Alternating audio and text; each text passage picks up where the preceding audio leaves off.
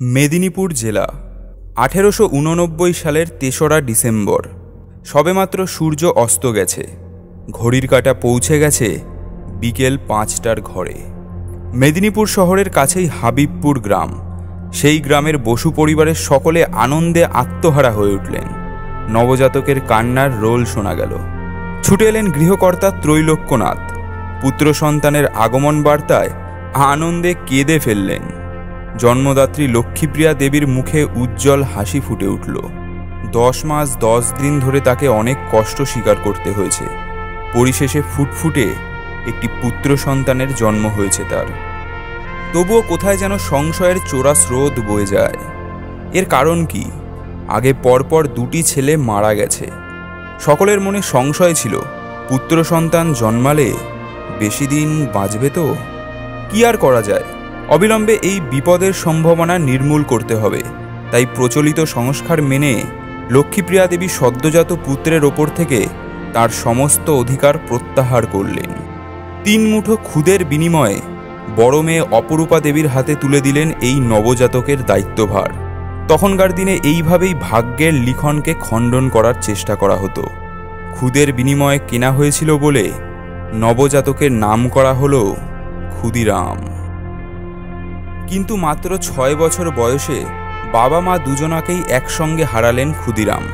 ক্ষুদিরামের জীবনে যখন ঘন আশঙ্কার ঘনঘটা, তখন তার দিকে হাত বাড়িয়ে দিলেন বড় দিদি অপরূপা দেবী। ভাইটিকে তিনি বড় ভালোবাসতেন। সবসময় মায়ের যত্ন দিয়ে ভাইটিকে আগলে রাখতেন। পাঠশালার প্রচলিত পাঠ্যক্রম কখনো ক্ষুদিরামকে আকর্ষণ করতে পারেনি।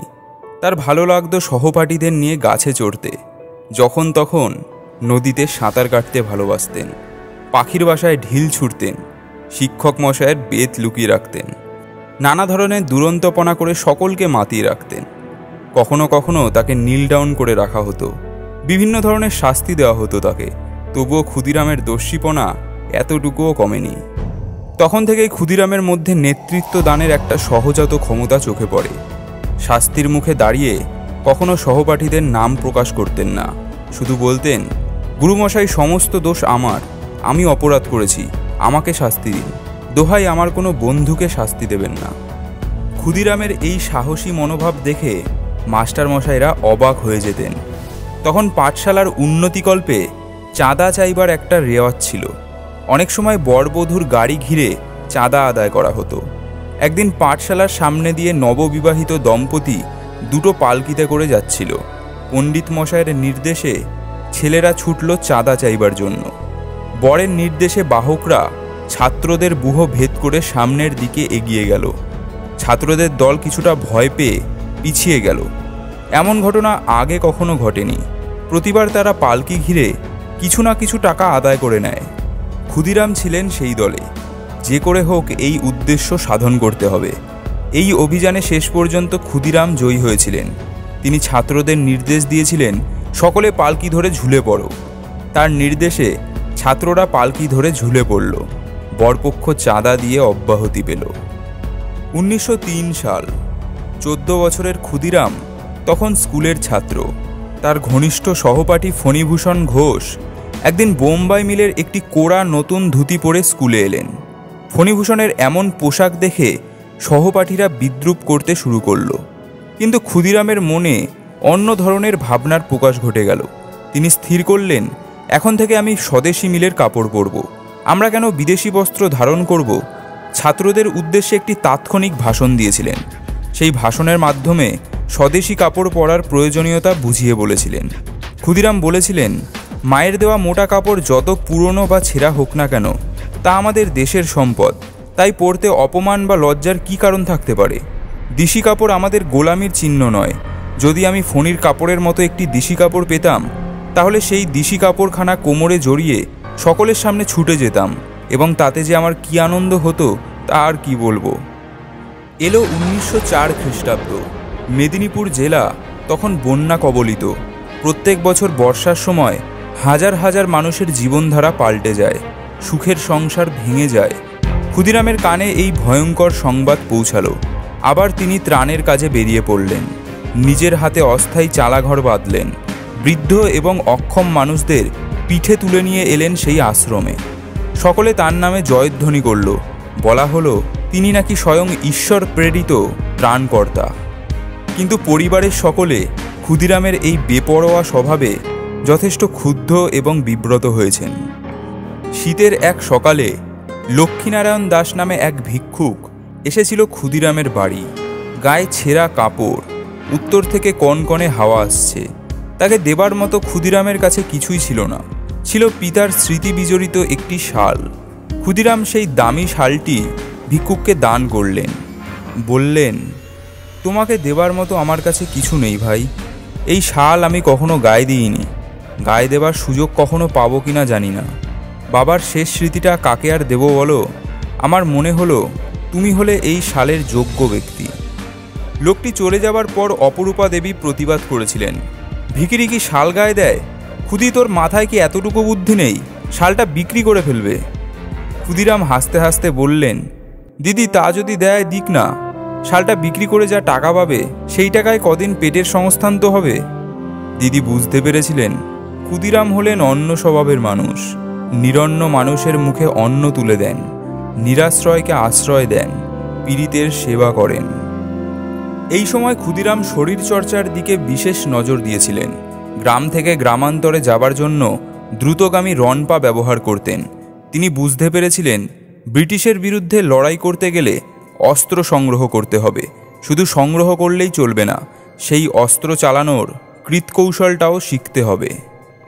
তখন মেদিনীপুরে বেশ কয়েকটি গুপ্ত সমিতি স্থাপিত হয়েছে। একটি গুপ্ত সমিতির সঙ্গে যুক্ত ছিলেন বিশিষ্ট শিক্ষাবিদ রাজনারায়ণ বসুর ভাইপো জ্ঞানেন্দ্র বসু ও সত্যেন বসু, আর ছিলেন হেমচন্দ্র কানুনগো। ক্ষুদিরাম শেষ অবধি হেমচন্দ্রকে চোখের সামনে দেখলেন। হেমচন্দ্র বুঝতে পারলেন ক্ষুদিরামের মধ্যে জ্বলন্ত অগ্নিস্ফুলিঙ্গ আছে। ক্ষুদিরাম হেমচন্দ্রের কাছ থেকে একটা রিভলভার চেয়েছিলেন। রিভলভার দিয়ে ব্রিটিশ মারতে হবে, একথাই বলেছিলেন। এইভাবেই হয়তো ভবিষ্যতের গুরু এবং শিষ্যের মিলন ঘটে গেল। হেমচন্দ্র বুঝতে পারলেন এই আগুন শিখাটিকে ঠিকমতো প্রশিক্ষণ করতে পারলে একদিন তা মহাপ্রলয় ঘটিয়ে দেবে। কংসাবতীর ওপারে ঘন দুর্গম জঙ্গলের মধ্যে একটি শিবের মন্দির আছে। সেখানে অনেকে হত্যে দিয়ে পড়ে থাকে। ক্ষুদিরামও সেখানে বেশ কয়েকদিন পড়ে থাকলেন। তিনি ঈশ্বরের কাছে প্রার্থনা করলেন যাতে তার দেশ ইংরেজদের কবল থেকে মুক্তি পায়। ক্ষুদিরামের এই কথা শুনে সকলে অবাক হয়ে গিয়েছিলেন। চারপাশে বিষাক্ত সাপেরা ঘুরে বেড়াচ্ছে, তবু ক্ষুদিরাম ধ্যানমগ্ন হয়ে শুয়ে আছেন। সেখানে এসে হাজির হলেন সত্যেন বসু। তিনি বুঝতে পারলেন ঐতিহাসিক মাহেন্দ্রক্ষণটি এসে গেছে। এই প্রহরটির জন্যই তিনি প্রতীক্ষিত ছিলেন। তিনি ক্ষুদিরামের চোখে চোখ রেখে জিজ্ঞাসা করলেন, দেশের জন্য জীবন দিতে পারবি তো? ক্ষুদিরাম দ্বিধাশূন্যভাবে জবাব দিয়েছিলেন, পারব বই কি। এই ছোট্ট কথা কয়টির মধ্যেই ক্ষুদিরামের দেশের জন্য মমতা ও তেজস্বীয়তার প্রমাণ মেলে। এরপর থেকেই তিনি সাধারণ বাঙালির জীবনযাপন ত্যাগ করে বিদ্রোহী জীবন বরণ করে নেন। ক্ষুদিরামের স্বপ্ন সফল হলো। শুরু হলো তার জীবন উপন্যাসের নতুন অধ্যায়। তিনি পরিণত হলেন গুপ্ত সমিতির এক সক্রিয় কর্মীতে। তখন ক্ষুদিরামের ওপর গুরুত্বপূর্ণ কাজের দায়িত্ব দেওয়া হয়েছে। তাকে মেদিনীপুর থেকে তমলুকে যাতায়াত করতে হতো। দিনের বেলা গেলে পুলিশের নজরে পড়ে যাবেন, তাই সমস্ত রাত পায়ে হেঁটে এতটা পথ পার হতেন। 1905 সাল অবিভক্ত বঙ্গদেশকে দ্বিখণ্ডিত করা হলো। সর্বত্র প্রতিবাদে মানুষ ফেটে পড়ল। বঙ্গভঙ্গ বিরোধী আন্দোলন তখন তুঙ্গে। ক্ষুদিরাম এই আন্দোলনে এক মহান সৈনিক হিসাবে আত্মপ্রকাশ করলেন। এলো 1906 সাল। মেদিনীপুর জেলখানার প্রাঙ্গণে কৃষি এবং শিল্প মেলার আয়োজন করা হয়েছে। সেখানে ক্ষুদিরামের ওপর একটি গুরুত্বপূর্ণ কাজের দায়িত্ব দেওয়া হলো। সোনার বাংলা নামে একটি প্রচারপত্র বিলি করতে হবে। ক্ষুদিরাম পুস্তিকা বন্টন করার কাজে লেগে পড়লেন। হঠাৎ পুলিশের নজরে পড়ে গেলেন। উপস্থিত বুদ্ধির জোরে পুলিশের হাত ছাড়িয়ে পালিয়ে গেলেন। তখন তাকে বেশ কিছুদিন আত্মগোপন করে থাকতে হয়েছিল। শেষ অবধি বিপ্লবী দলের নির্দেশে ক্ষুদিরাম ধরা দিলেন। তার বিরুদ্ধে রাজদ্রোহিতার অভিযোগ আনা হলো। বলা হলো তিনি সম্রাটের বিরুদ্ধে যুদ্ধ ঘোষণা করেছেন। ক্ষুদিরাম প্রথম দিকে আত্মপক্ষ সমর্থন করতে চাননি, তবে তাকে আইনজীবীদের পরামর্শ শুনতে হলো। তিনি মুক্তি পেলেন। ক্ষুদিরামের মুক্তিতে সমস্ত শহর জুড়ে বিজয়োৎসব শুরু হলো। গুপ্ত সমিতির কাজে অরবিন্দ ঘোষ সেই সময় মেদিনীপুরে এসেছিলেন। তিনি নিজে ক্ষুদিরামকে বুকে টেনে আশীর্বাদ করলেন। সন্ধেবেলায় শুরু হলো আতশবাজির উৎসব। এর পরের অধ্যায় আমরা সকলেই জানি। ক্ষুদিরামকে পাঠানো হয়েছিল কিংসফোর্ডকে হত্যা করার জন্য। অত্যাচারী কিংসফোর্ডকে খুন করতে না পারলে বিপ্লবীদের স্বপ্ন সফল হবে না। ক্ষুদিরাম এবং প্রফুল্ল চাকি ছদ্মবেশে মজফ্ফরপুর পৌঁছালেন। দীর্ঘ প্রতীক্ষার পর এলো সেই শুভ মুহূর্তটি। 30শে এপ্রিল 1908 খ্রিস্টাব্দে একটি ফিটন গাড়িকে কিংসফোর্ডের গাড়ি মনে করে তার ওপর বোমা নিক্ষেপ করলেন।